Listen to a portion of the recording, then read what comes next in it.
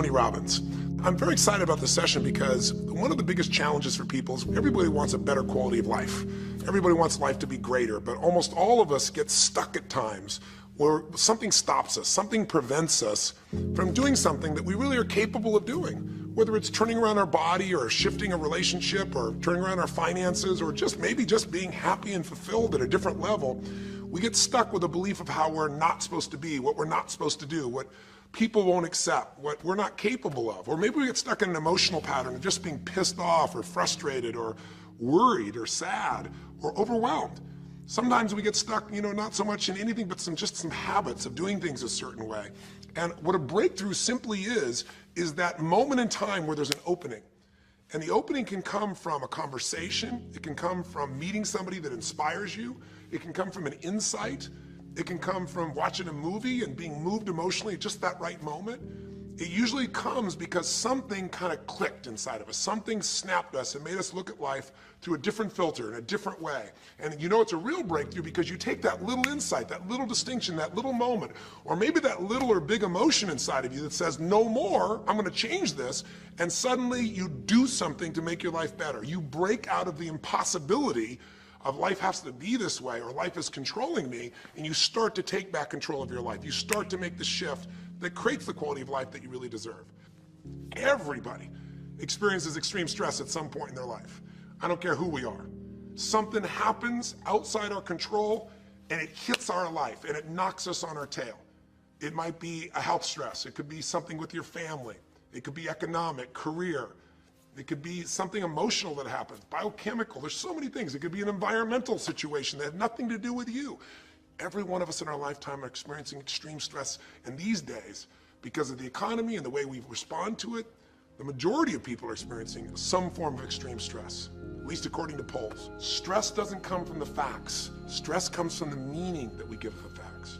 Yes, those things have happened, but the real question is, if we fight what's happened, we got a problem. We got to decide, what are we going to do with what's happened in our life? How are we going to take this? How are we going to mold this? How are we going to turn our life around? Because when you come up with a new meaning, you get a new life. So what are we going to do in this session? Well, in this session, we're going to take a look at something from a different perspective. We're going to ask you this question. What is the single force that controls the quality of your life?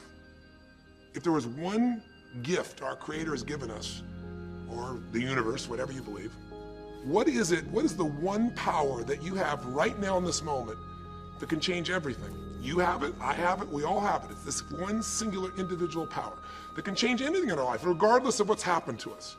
And I know you know the answer. The answer is the power of choice. The one thing we have in this world is we can't control the events, but we can choose what to focus on, we can choose what things mean, and we can choose what to do. Those three choices, those three decisions really control our life. It's not so much the conditions of our life that control our destiny as much as the decisions of our life. Try for a second to think about something. Think about your life and just think about, are there a few decisions? If I were to ask you 2 decisions you've made in your life, that if you would have made a different decision, you would have had a totally different life. I mean, it may be a life may have been better or may have been worse, I don't know, but you would have a different life. I'm not asking you to buy into the fact that you should have known the answers. I just want you to see the power of a decision.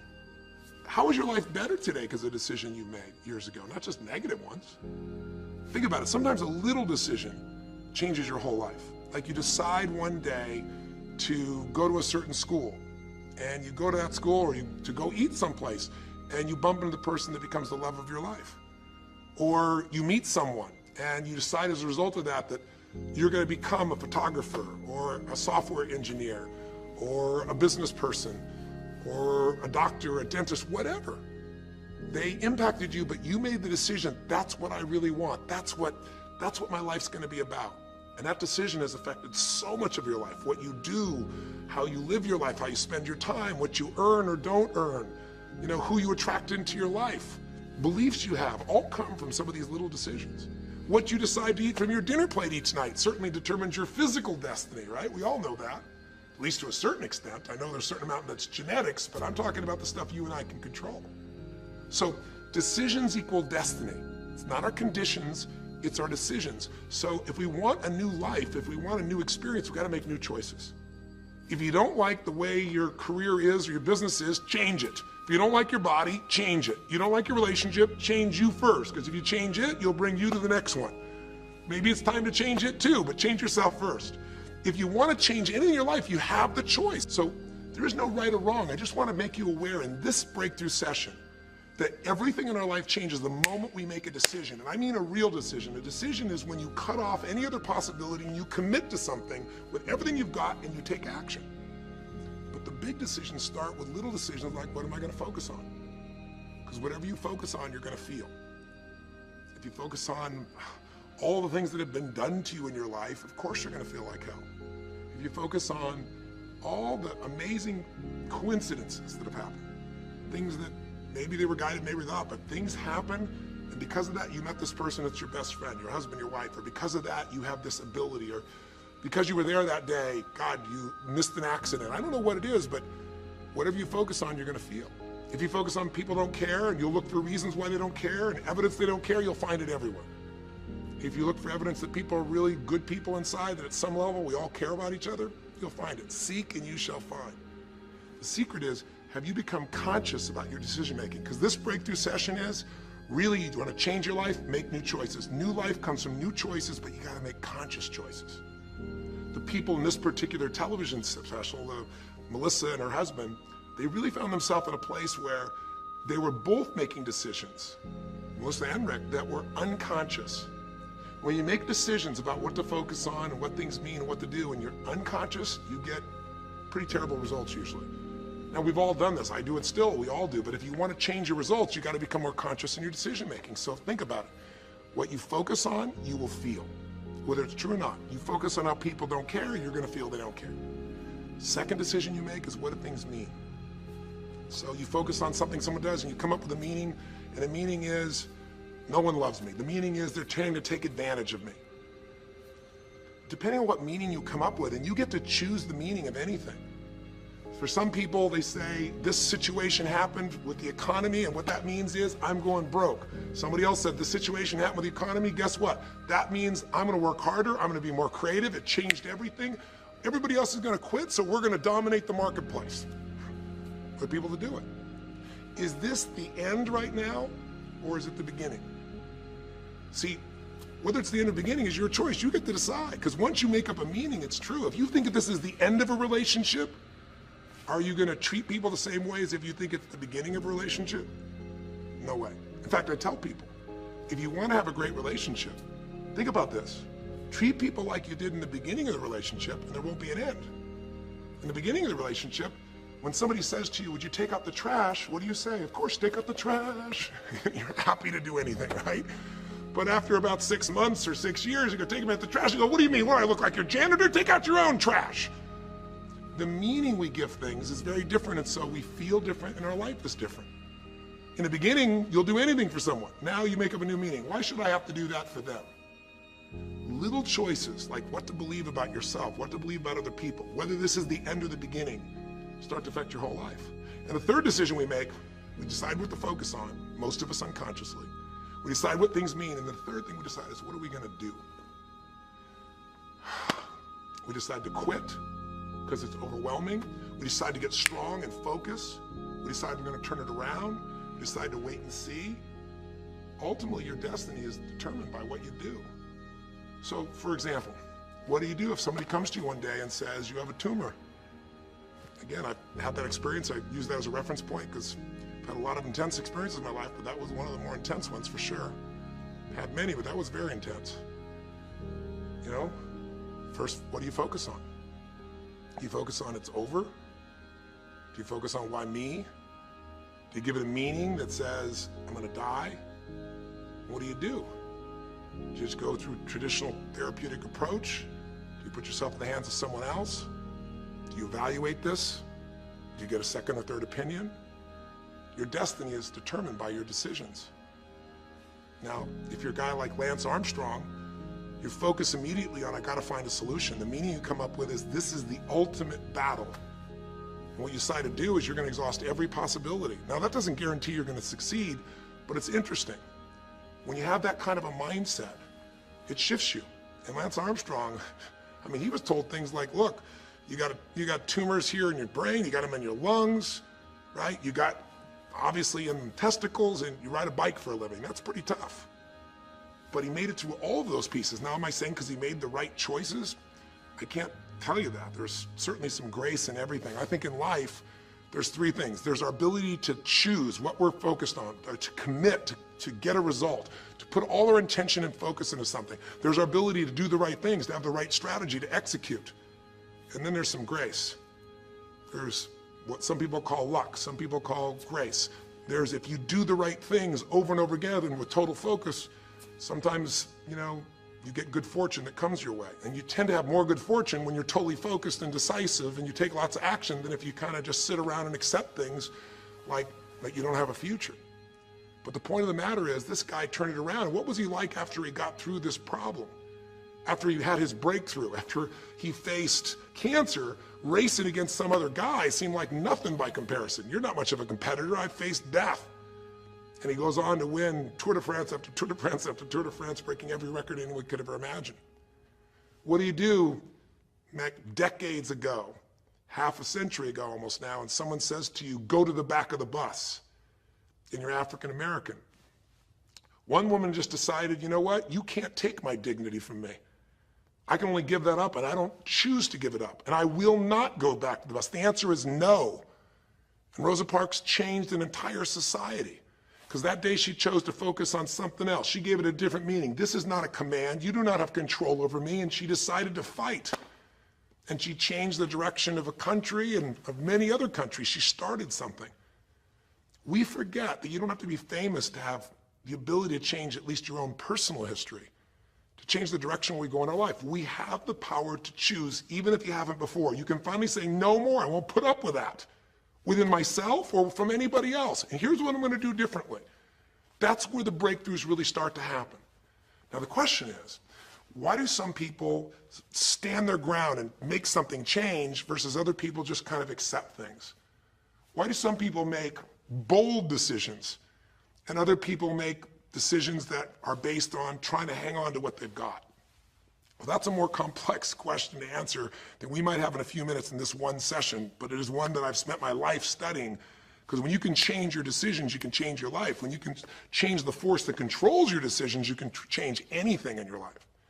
At some level, we have certain beliefs and values. But if I was going to make it simple, I'd say there's two things that determine your choices. The first thing is the state of mind and emotion you're in at that moment. Think about it. Have you ever snapped at somebody and had nothing to do with them? It was just the state you're in, right? You were frustrated, you were pissed off about something, and in that state of mind, whatever they said got interpreted through that state, and you made up a meaning like they were an irritant or they were interrupting you. They weren't. You probably felt bad afterwards. When we get in the wrong state, we make the wrong decisions. When you get in a strong, empowering state, you'll make a better decision. Learning how to direct your state is a big part of what my work is with people, and it's a big part of what I do in my seminars. But the other thing that affects your decisions would be what I would call your story or your blueprint. We all have kind of a story about how our life is supposed to be. It comes from a set of life experiences, interpretations. Some people think life is all about getting theirs. Some people think life is about growing and contributing. Some people think life is about making judgments. Some people think life is about saving other people's lives. Some people think life is about being successful. Some people think God is the basis of everything, and the way to know God is to go through life in a very specific way with a set of rules, and they follow it. And that's what they believe. Whatever your story is, whatever your blueprint is just another way of saying whatever you believe is how your life is supposed to be, at some level, we either follow that blueprint or we fight it. If we follow it or we fight it, we're going to find that we're going to bump into things in life where life isn't always the same as we expect it to be or think it should be. And that's where we start to experience stress. So in this session of Breakthrough, when you watched this story and you saw Melissa, you saw the conflict between what she desired most and what she feared most. I really believe life is the dance between what you desire most and fear most. That's where you find where we live our life. The dance between what you want most and what you fear most. That's where all that energy is in life. So what does she want? She wants to be famous. She wants to be able to sing and have everyone hear her voice and be able to touch everyone. She wants to contribute. She wants to share her gift. And she definitely wants to be famous and successful. She needs to be closer to her children. And one of the big challenges in life is oftentimes what we want and what we need are two different things. She has 5 boys. They're all extremely young, as I'm sure you saw. And she has a husband. And while they're all supportive of her going on this journey, somewhere along the line, she lost that connection to what was most important. Now, is she a bad person to make bad decisions? No, good people make bad decisions when they get in lousy states, when our ego gets involved, or when we start believing our story. And here was the story she had. Being a mom's important, but the bigger gift God gave me is my singing voice. And once we get seduced into a particular story and we start to believe it, it takes a hold of our life and it controls all of our choices. And then pretty soon, bad choice on top of bad choice on top of bad choice starts to affect our life. Can you relate? How many times you've made some choices that you wish like hell you would have made a different decision back then, or that no one ever knows the stupid decisions you made? I know I can relate to that. So what I want to talk to you about today for this brief little session is how to break through a crisis. Crises happen, whatever type of crises you go through in your life, and I know you've had many, when we make some choices unconsciously and we get consequences. And we make them unconsciously because we're trying to get what we want. We don't really know what we value most. We don't know what we need. And we find ourselves waking up one day and going, why is my life this way? It's kind of like life is always calling to us to constantly grow and improve. You know, if you're going to look at what's going to make life work, it's really simple. What makes people happy is progress. We're happy when we're progressing. If you're overweight, but you leave today and you say, you know what, this breakthrough thing, what I got out today for me more than anything else is, I've been stuck waiting for some magical diet, some magical exercise plan, some magical time in the future when we have more time. There is no more time. I don't need to wait for that. I'm just going to make a decision today to get started. I don't need to go out there and go interview 20 trainers and get online. I don't need somebody to give me a perfect plan. I need just to pick up my shoes and start walking. I need to just get somebody behind me who just goes, run! I don't need to wait for perfection. I'm going to do something right now. I choose to get fit. I choose to walk. I choose to run. I choose to go join a club. I'm doing it now. A breakthrough happens the moment you make a new choice. And you don't have to wait. You can just get yourself in a new state. Maybe this tape will get you doing. Or you just have to have a new thought that says, you know what? I made choices in the past. I'm overweight because I chose to eat this and this. I'm not going to eat it anymore. I'm changing now. You can change your whole life real fast with just a few choices. But if you don't make the right choices, eventually you're going to face a crisis. Crisis is when you made so many poor choices that sooner or later life shows up, and instead of asking gently for you to change and improve, to grow, to make progress, to be happy, life, when it's a crisis, now demands change. It isn't asking anymore. We borrowed money as a society and we overspent and we talked about changing and we knew we had to change, and now a crisis happens and guess what? Nobody has a choice. The game has changed. And what crisis does is it melts us down. It melts us down so that we can recast our life. We can remold ourselves. And usually on the other side, our life is greater because as we go through that crisis, we have to grow. Everybody wants change. Nobody wants to do it. Everybody, I should say, wants progress, but nobody wants to change. Everybody wants their life better, but nobody wants to do the push-ups, the running, have the economic or emotional discipline to make it happen. But if you're watching this right now and you're still with me, some part of you wants more. And I'm saying to you, choose it. And the way you're going to choose it is really simple. If you're in that crisis, what keeps you in the crisis is probably because you're being reinforced. Most people, they overeat, or they smoke, or they drink, or they yell at people. They keep doing it because they're rewarded. Whatever gets rewarded gets reinforced. Whatever habit or behavior is reinforced becomes a habit, and then pretty soon, do it long enough, it becomes part of your personality, and pretty soon you think it's who you are, and you just keep living that way. I mean, it's easy to see this in other people, right? It's easy to see how messed up they are and how easy they could if they just make some new choices. All you got to do is turn on the television, some news program, some entertainment program, and you'll hear detailed descriptions about some person who is very powerful celebrity who is doing some stupid thing.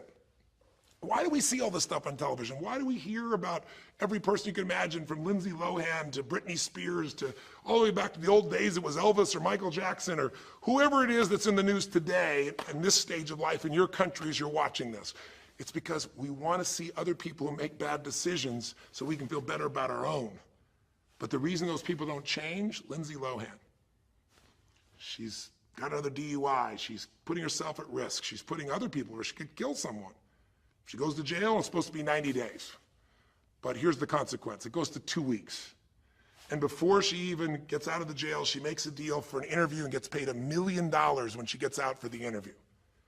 What do you think the chances of her changing when her bad behavior gets her $1 million, and I don't know if she even makes that for that much time of acting at this stage?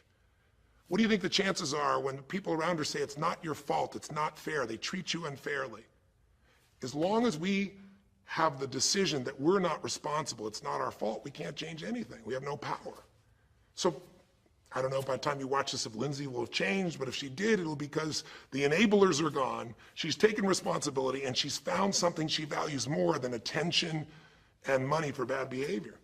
Now, it's easy to look at that with her, but what about you and I? Where are you and I addicted to our problems? Where are you and I reinforced? So many people, when they have a big problem, listen, if things are going well, you say, oh, it's going so great. Your friends go, well, that's great. And after a while, they go, well, easy for you. But if you got a problem, people go, hey, I understand, and they connect with you.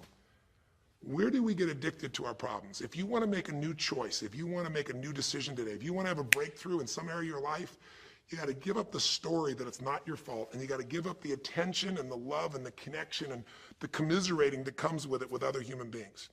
Here's how you change. 5 simple, quick steps, and then I'm going to give you a little tool that if you want to, you can go online and really make a change with. If you're going to change your life, step 1, I don't care if something has happened to you. You know, somebody has spilled oil all over where you fish. It's horrific. It's disgusting how they've dealt with it, but it's happened and you got to deal with it. Something's happened. Someone in your family's been injured. You've lost your job. I don't care what the problem is. If you're in a crisis, step number 1, see it as it is, but don't see it worse than it is. Now, what do I mean by that? I don't mean be Mr. or Miss positive thinking. By now, if you spend any time with me, you know I'm not about that. I'm not here to tell you, go to that garden and chant, there's no weeds, there's no weeds, there's no weeds. Doing affirmations is not going to change your life. You got to go see where the weeds are and pull them out. My point is simple. You got to see what the problem is, but you can't make it so horrific that you just give up. Today, this is the first generation in almost 100 years of Americans who now believe, the majority of Americans now believe, that the quality of life for themselves and their kids in the future is going to be worse than the past. They have, in other words, nothing to look forward to. 63% of the US as of today. Wow. When you start thinking there is no future, you go into what we call learned helplessness, a place where you just kind of give up. And if you get to that place of giving up, then you have no power over your life. That's when people get depressed. That's when people do crazy, stupid things. That's when people want to turn to drugs or alcohol or sometimes suicide or just total frustration and anger, and their life starts to do the opposite of a breakthrough. It becomes completely stuck and in pain or in ongoing suffering. If you and I are going to break out of that, we got to see it as it is. We're not here to be positive thinking people. You got to see what's really going on. But if you're overweight, you can't say to yourself, well, I'm big boned. That's not why you're overweight. You're overweight because you don't work out, you eat certain things, you eat Cheetos all day long, watching TV. I don't know what it is you do, but I know it's not just because you're big boned. You don't want to make it so it's outside your control or you can't change it. So see it as it is, but don't see it worse than it is so that you have no reason to try. Does that make sense? That's the first step. Step 2, get to the real truth and deal with it. Don't just see it as it is and not worse than it is. Don't just like balance it, but now get to the truth. I mean, listen, if the truth is you've been trying to get a job for 2 years and you truly have worked every day in a particular industry, and the number of jobs in that industry has shrunk down, and you really aren't getting that job, then you might have to look at the truth. The truth is you might have to retool. You might have to say, gosh, you know, the industry I'm in is gone. I mean, gross, simplistic example, but for years, vinyl records were around for 85 years. And it was a gigantic industry. And things came and went. During the vinyl record time, what happened? Well, remember those 8-track tapes? Are you ancient enough to remember those things? Maybe you know somebody who remembers those things. These big boxes, you push them in and out. Yeah, 8-tracks came and went, vinyl records were still here. And then cassette tapes came, right? And cassette tapes were smaller and more compact and more convenient and more seemingly indestructible. And they came over here and vinyl records were still selling like crazy. If you had a job in vinyl records, you kept it. But then a little thing came along called the CD. And when that happened, Almost overnight, you saw an entire industry that's been around almost a century was gone. If you were the guy that worked in the vinyl record factory and knew everything about it, it was the second generation, didn't matter. It was over. And now we laugh about a CD, right? Because everything in this digital world you can have instantly. Who wants to put it on a CD? Pretty rare, still available. In vinyl records, maybe there's a small market of people that are collectors, but it's gone. My point is, if you're in the vinyl record business, you got to tell yourself the truth. You got to see it as it is, not worse than it is, but you also got to get the truth and deal with it. You got to deal with the cards you're dealt. You're going to have to retool. You're going to have to change something. You might have to move. If you live in the Gulf, and I don't support anything that's happened there, who could? It's unconscionable what's happened with BP. But if you live in the Gulf and you're a third generation fisherman, and you fish for oysters and they're dead, you better get to the truth. Are they going to be dead for 2 years or 10 or 20 to the best of your ability? And you might say, well, I can't do anything else. I can't. I'm a third generation. This is all I know. Yes, you can. Get to the truth and deal with it. Deal with the card you're dealt with. You got to deal with it, sure, I'm sure legally. But in the meantime, you got to take care of your family. I'm not saying this off the cuff easy because I've been in those situations where it's impossible, it's unjust, it's wrong, but I still got to deal with it just like you. Am I making sense? It's like, you might say, I've lived here my life. You might have to move. You might have to fish someplace else. You might have to, I know you still got to deal with all the consequences, but you got to take back control of your life. There are unjust things that happen, but you got to take control. Easy for me to say, I'm not sitting in your shoes. I get that. But who hasn't experienced some form of injustice someplace? Who's not dealt with something unfair? Who's not dealt with something that wasn't meant to be unfair, but it affected your entire life, your career, your finances, whatever? You got to tell yourself the truth, and you got to get to those dealing with the reality right now. The longer you wait, the longer the crisis will be. If you're having an economic crisis, got to deal with it. Got to downsize, right size, do whatever it takes. And I say, okay, Tony, well, so far you're telling me don't allow myself to make it so bad I don't try, see it as is, but don't make it worse than it is. And you're telling me get to the truth and deal with it. Well, that's nice, but how do I do that? Maybe the third step, more than just getting the role model, maybe to be more specific, is get a vision first. Get a vision and get strong. That's what I think your third step should be. You first tell yourself the truth. Yes, see it as it is, not worse than it is. Tell yourself the truth and deal with it. But the way to deal with it is say, what am I going to go for? There's got to be a compelling future. I've got to come up with a vision for my life or a vision for my relationship. I've had terrible relationships, nothing's worked. Tell yourself the truth. I've made poor choices, or I've told myself stories and gave myself excuses, or I've not had the courage, whatever it is. Get to the truth, and then get yourself a vision for what you do want. Because you have to have something you're going to move towards. Does that make sense? Without a vision, people perish. It says in a very good book called The Good Book. And I know there are many good books, but that's a good one to take a look at. We need something to go for. We can deal with any problem today as long as there's something that we can look for in the future that we can strive for. It'll give us the emotional and psychological fuel, the juice, to keep moving forward. So you got to come up with a vision, and a way to do that, we'll call that step 4. Get a role model. You might get the vision from a role model. You might get the vision just from coming up with a new idea. But in order to figure out how to go from where you are to where you want to be, to close the gap from where you are to where you want to be, it's best to learn by other people's experience whenever you can. So get a role model, get their strategy, and go to work. Get into action. So I'll give you an example. Years ago, when I was first starting to try to figure out how to build myself financially, I grew up at a time when, just as I was starting to do well, this big recession happened. And I remember I was like 29, 30 years old, I think, and maybe 31. And I was doing okay. And then all of a sudden, there were all these business challenges because we went through this severe recession back in those days. And I remember at the time, everybody was downsizing and freaking out. And I thought, you know what? I don't want to just settle for this. I want to find a way to do well. Who's done well in really tough times? And so I started doing my homework. And in those days, you didn't go out and use the internet the way you do today. You couldn't access all that information. We actually went to libraries and did research in traditional ways. I'm ancient enough to remember those days. And I started hearing about this man named Sir John Templeton. Very famous man. He's a man who became a multi-billionaire as an investor. He started with nothing. But what was interesting is when I started to find out about his story, because here's a guy that when he's a young man, he's called Sir John Templeton now. He was actually an American originally. And he wasn't Sir. He came from a very poor family. And he just decided that in his life, He wanted to not only do well financially, he wanted to do so well he could help other people at any level that he wanted. And today, by the way, he's passed, but before he did, he created the Templeton Fund, and he also created a fund that now delivers money, gives money each year at the Templeton Prize to people that do good spiritual works, and it's larger than the Nobel Prize, and it continues to go on. But the guy started with nothing, and here's how he did it. Listen to me now. The reason I look for him as a role model is because he made all his money in the worst of times. He made all his money when people were going through the equivalent of the deepest recession or depression possible. His whole belief was, and this is different than almost anybody else you see around you, was pessimism was the secret to success. That what he wanted to do was make money when people were most pessimistic. Because when people are optimistic, they want you to pay for their house a huge sum of money. But as they start getting more and more pessimistic, where pretty soon they think they can never, the house is the worst thing to have, they'll virtually give you the house. They'll virtually give you the business. And so he made all his money starting in World War II. When the war broke out, when Hitler invaded over in Europe, he took all the money he had and borrowed a total money of $10,000, a total amount. He bought with $10,000 every stock on the New York Stock Exchange that was $1 or less that he thought might be useful, including some companies that looked like they're going to be bankrupt. But he did it when people were the most pessimistic.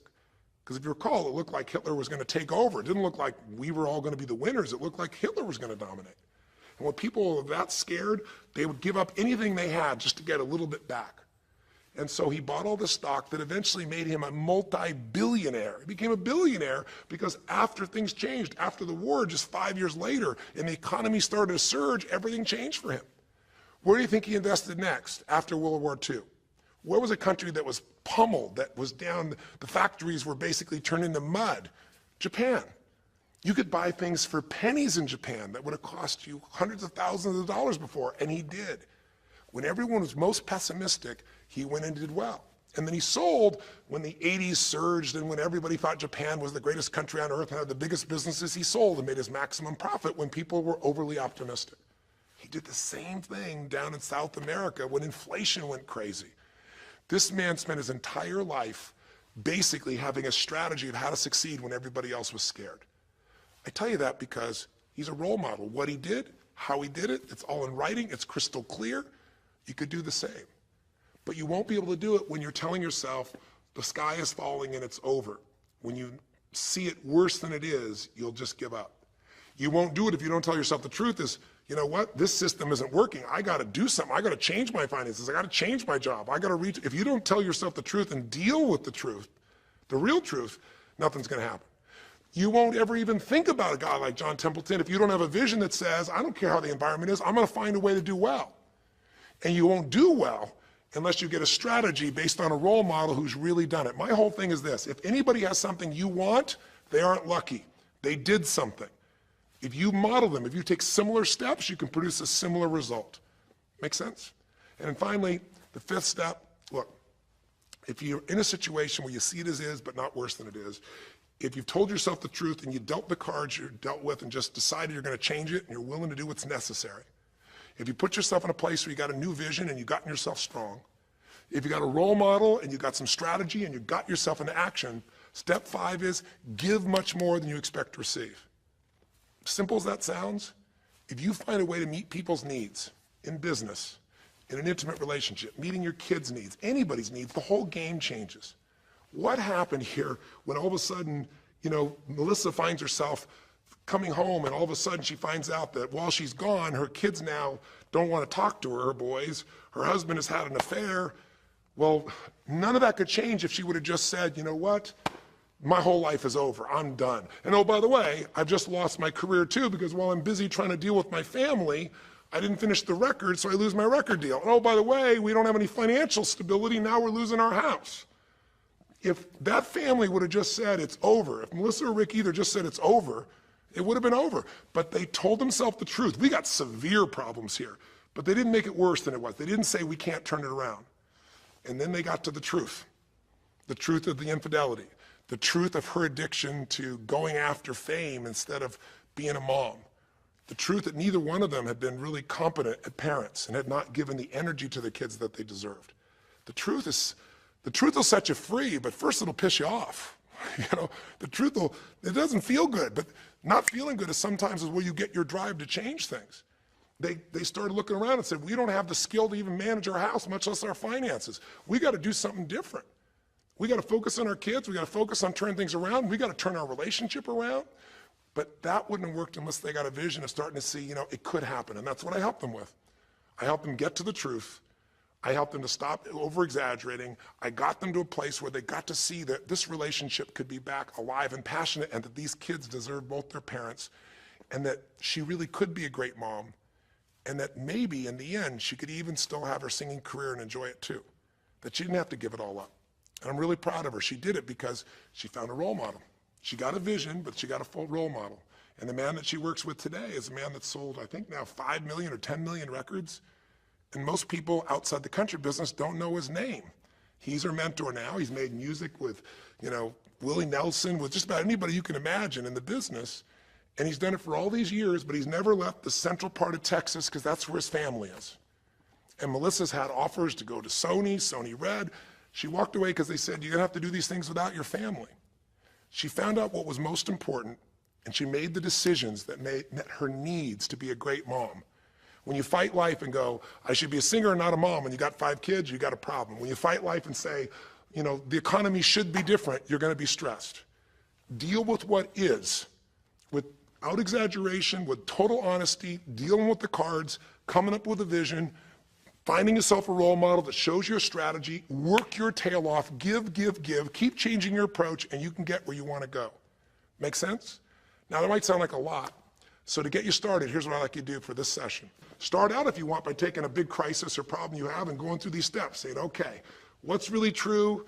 And let me exaggerate, let me stop the exaggeration. Let me not make it worse than it is. Just let's define what's true. Let's stop the story, just here's what it is. We got this much financial challenge. We got this physical challenge, whatever it is. And then go to step 2.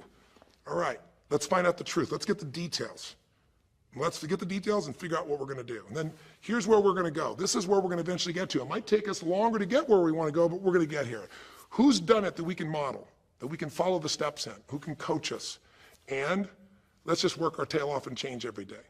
But to give you a quick jump, sometimes when you're in the middle of crisis or crises, multiple crises, lots of things going on simultaneously, it feels a bit overwhelming.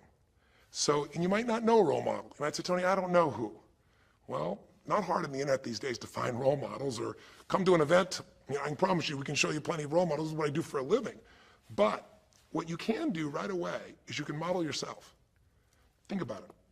Almost everyone alive has been through more than one tough time, crisis or multi-crises, where you're having a problem financially and you're having a problem with your family and you're having a health problem all simultaneously. Those are the intense ones, right?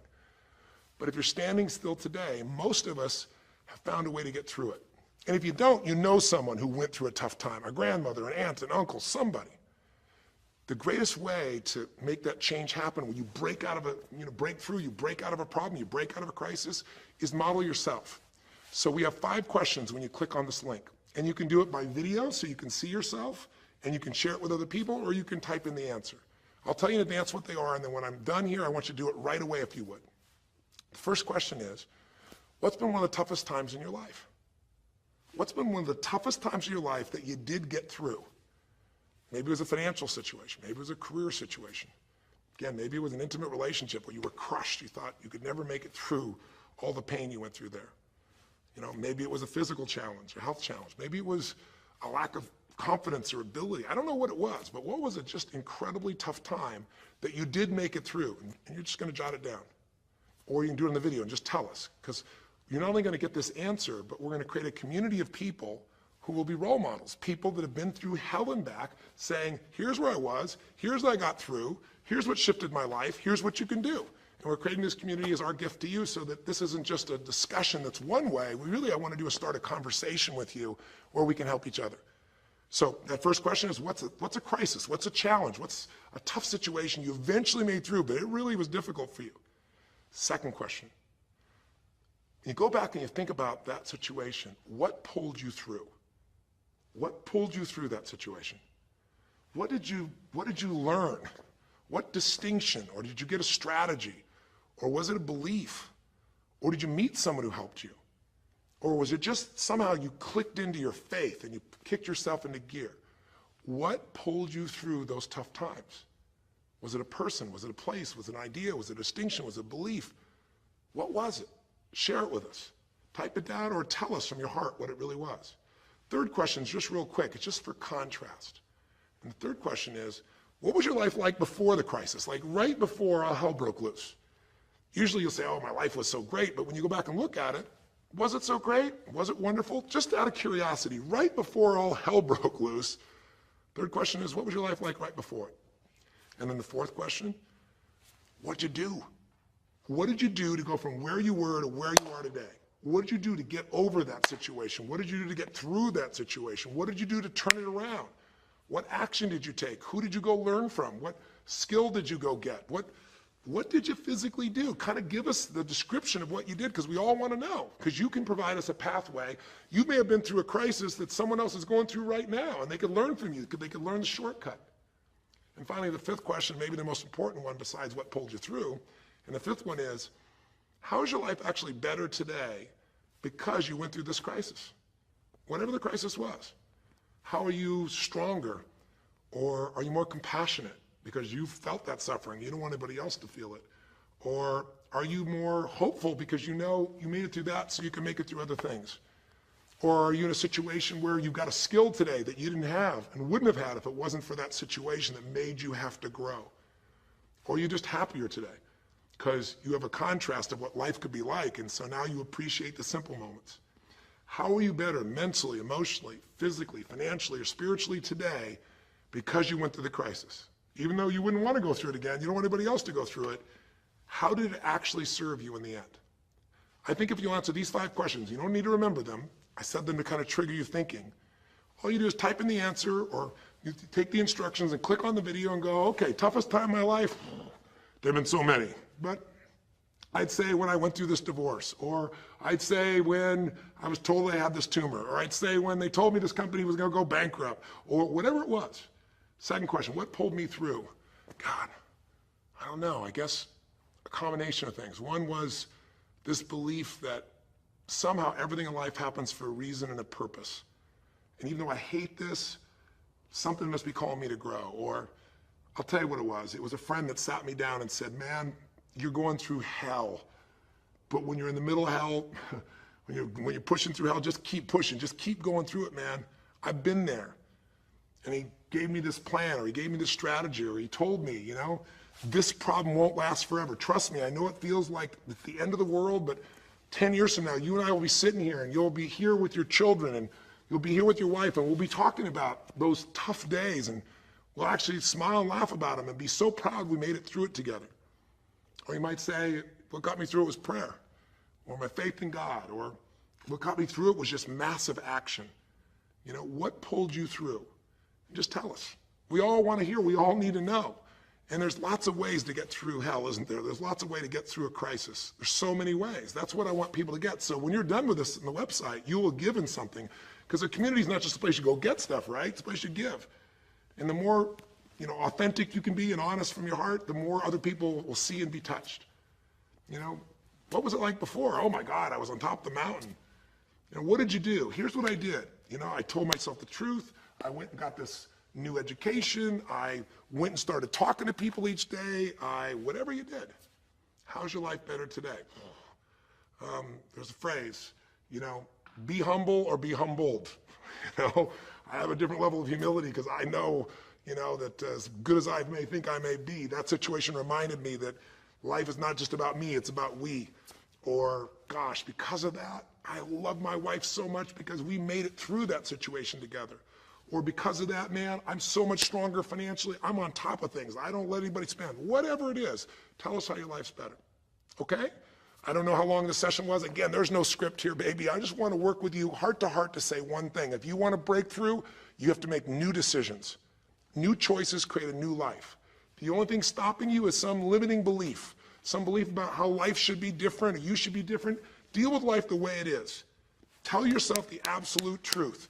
Don't make it worse than it is. Tell yourself the truth. Deal with it. Get a vision. Get strong. Get a strategy, get a role model with a strategy and get into action, and then put your focus on taking action every day. Giving, change your approach, you will get there. Go to the Power of Crisis right now, click in, give us your message and the answers to 5, and look at other people. You'll find people have been through things you can't imagine. A woman talking about how one day she was home and a man came in, and to try and save her children from being hurt, she had to let him rape her right in front of her kids. And when her husband found out, he came home, he was so upset he left her. And then she developed cancer. I mean, you'll see some stories here that'll blow your mind. And today she's the most happy, incredible woman, and she's helping other people who have cancer to get through it. She's healthy and strong. Her kids are strong. We need those kinds of role models. So whether your story is little or big, there is no little or big. We all need a pathway of power. And this will be a gift to yourself because it will activate your resources, and it'll be a gift to other people as well. So that's our session. The power of decision, the power of choice, how to face a crisis and turn around. It may not sound like rocket science. It's not. It's just called the truth. And the truth will set you free, as they say. So live strong and live with passion.